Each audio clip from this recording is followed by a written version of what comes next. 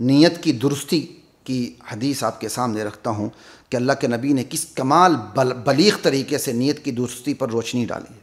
حدیث میں ہے کہ ایک اعرابی نبی کریم صلی اللہ علیہ وسلم کے پاس حاضر خدمت ہوا اور اس نے کہا یا رسول اللہ الرجل یقاتل لیذکر، اس نے کہا فقال الرجل یقاتل لیذکر۔ نبی علیہ السلام کے پاس ایک اعرابی حاضر ہوا اور اس نے آ کر کہا یا رسول اللہ ایک بندہ لڑتا ہے اس لیے لڑتا ہے کہ اس کا چرچا ہو، وَيُقَاتِلُ لِيَغْنَمْ، اور ایک بندہ اس لیے لڑتا ہے تاکہ وہ مال غنیمت حاصل کرے، وَيُقَاتِلْ لِيُرَى مَكَانَهُ وَيُقَاتِلُ لِيُرَى مَكَانُهُ، اور ایک بندہ اس لیے لڑتا ہے تاکہ اس کی عزت بنے، لوگوں کو اس کی عزت دکھائی دے۔ لا الہ الا اللہ، فمن فی سبیل اللہ، یا رسول اللہ ان میں سے کون اللہ کے راستے میں ہے؟ ایک شخص اس لیے لڑتا ہے کہ اس کا چرچا ہو، ایک شخص اس لیے لڑتا ہے کہ اسے مال غنیمت ملے، اور ایک شخص صرف اس لیے لڑتا ہے کہ اس کو عزت ملے۔ فمن فی سبیل اللہ، یا رسول اللہ ان میں سے اللہ کے راستے میں کون ہے؟ اللہ کے رسول نے کیا بلیغ جواب دیا۔ اس حدیث کی بہت بڑی تشریح ہے، لیکن میں انشاءاللہ جب یہ حدیثیں اپنے مقام پر آئیں گی تو وہاں تشریح کروں گا، کیونکہ یہاں جو بات ہو رہی انما الاعمال بالنیات، صحیح بخاری کی پہلی حدیث پہ چونکہ بات ہو رہی ہے تو اس کی تائید میں جو حدیثیں ہیں اس پر ایک مختصر ہی سی بات ہو سکتی ہے۔ جہاں یہ حدیثیں اپنی جگہ آئیں گے انشاءاللہ وہاں جی بھر کے ہم بات کریں گے۔ تو خیر اللہ کے نبی سے پوچھا گیا صلی اللہ علیہ وسلم کہ ان میں سے کون اللہ کے راستے میں ہے؟ تو آپ نے فرمایا من قاتل لتکون کلمۃ اللہ ہی العلیٰ، لا الہ الا اللہ، وہ شخص اللہ کے راستے میں ہے جو صرف اس لیے لڑا تاکہ اللہ کا کلمہ، اللہ کی توحید بلند ہو جائے۔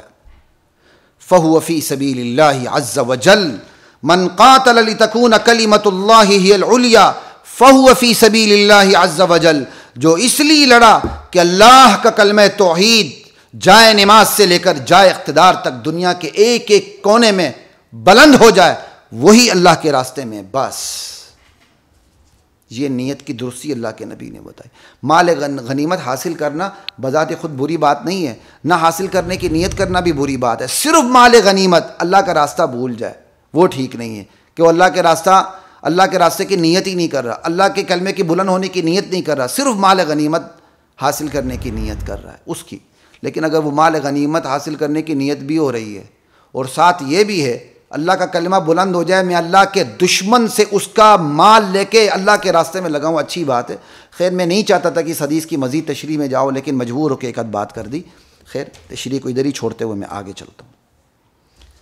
اس حدیث کے ساتھ ایک اور حدیث بھی سنا دیتا ہوں تاکہ ہمارے جو مدارس ہیں اور جامعات ہیں ان کے منتظمین کو بھی تھوڑا سا سبق حاصل ہو جائے کہ اللہ تعالیٰ نے کہا کون، اللہ کے نبی نے فرمایا کون اللہ کے راستے میں؟ ایک وہ ہے جو غنیمت حاصل کرنے کے لیے لڑتا ہے، ایک وہ ہے جو چرچا بلند ہونے کے لیے لڑتا ہے، ایک وہ ہے جو عزت بنانے کے لیے لڑتا ہے۔ آپ نے فرمایا وہی اللہ کے راستے میں ہے جو صرف اللہ کے کلمے کو بلند کرنے کے لیے لڑتا ہے۔ لیکن دوسری طرف ایک اور حدیث بھی ہے، من قتل قتیلا فلہ سلب، جو کسی کافر کو قتل کرتا ہے، میدان جہاد میں کسی کو قتل کرتا ہے، تو جو اس مقتول کا جو بھی مال ہے وہ اس کا ہے۔ یہ ایک الگ فقہی تشریح ہے، فنی تشریح ہے، میں اس پہ نہیں جاؤں گا، اشارہ ہی کر دیتا ہوں کہ مقتول کا سارا مال اس کا ہے یا کچھ اس کا ہے یا کچھ اس کا نہیں، یا مقتول کا مال اس کا ہے یا نہیں، یہ الگ فقہی مباحث ائمہ کے درمیان ہیں۔ میں ان سب کو نظر انداز کرتے ہوئے صرف ایک چیز پر فوکس کرنا چاہتا ہوں کہ من قتل قتیلا فلہ سلب، جو کسی کافر کو قتل کر دے میدان جہاد میں تو اس کا مال قتل کرنے والے قاتل مجاہد کا ہے۔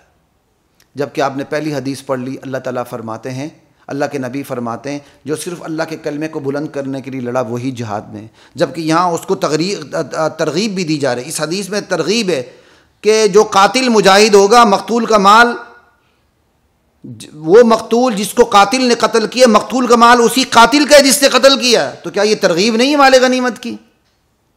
ترغیب ہے، ترغیب بھی ہے، ضابطہ بھی ہے، دونوں چیزیں۔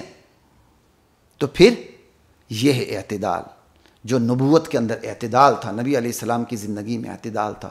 ایک طرف نیت کو درست کرنے کے لیے فرما دیا، صرف اللہ کے کلمے کے سربلندی کے لیے تم نے نیت کرنی ہے، اور دوسری طرف جو اتنی کاوش کرتا ہے کہ میدان جہاد میں لٹا کے اس کا مال اٹھا لیتا ہے، اسے قتل کر دیتا ہے، تو اللہ تعالیٰ نے، اللہ کے نبی نے اس کی بھی پوری حوصلہ افزائی کی ہے، کہا اس کو انعام یہ ملے گا، اس کو اجر بھی یہ ملے گا کہ قاتل کو اس مقتول کا مال ملے گا۔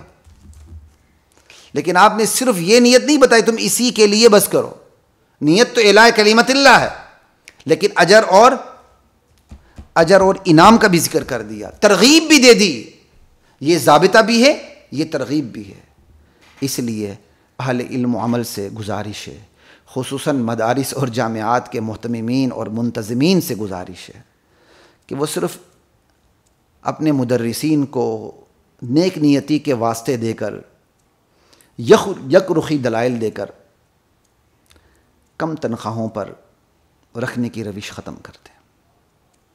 اپنی زندگیوں کو رسول اللہ صلی اللہ علیہ وسلم کی مبارک زندگی، اعتدال والی زندگی کے پیچھے لے کے چلیں۔ آپ اس حدیث کو بھی تو دیکھیں نا، من قتل قتیلا فلہ سلب، قاتل مسلم کو جو میدان جہاد میں ہے اس کو مقتول کا مال دیا جا رہا ہے، اور ضابطہ بھی بیان کیا جا رہا ہے، اجر اور انعام دیا جا رہا ہے۔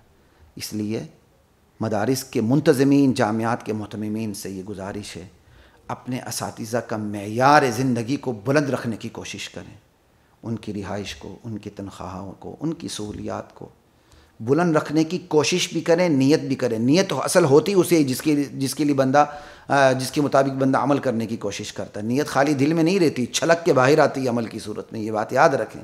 جس طرح ایمان اندر زور پکڑے وہ چھلک کے باہر آتا ہے، اور اسلام باہر زور پکڑے وہ سیدھا نفوذ کر کے انجیکٹ ہو کے اندر چلا جاتا ہے۔ بالکل جب نیت ہوتی ہے نا، وہ چھلک کے عمل کی صورت میں باہر آتی ہے۔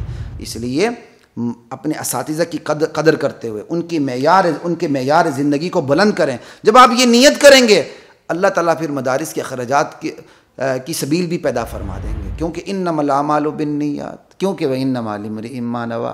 جب آپ یہ درس دیتے ہیں سب کو، تو خود عمل بھی تو کرنے کی کوشش کریں نا۔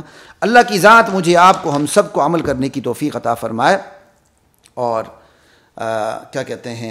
اور اس پر ہمیں عمل کرنے کی توفیق عطا فرمائے۔ نیت کی درستی کے حوالے سے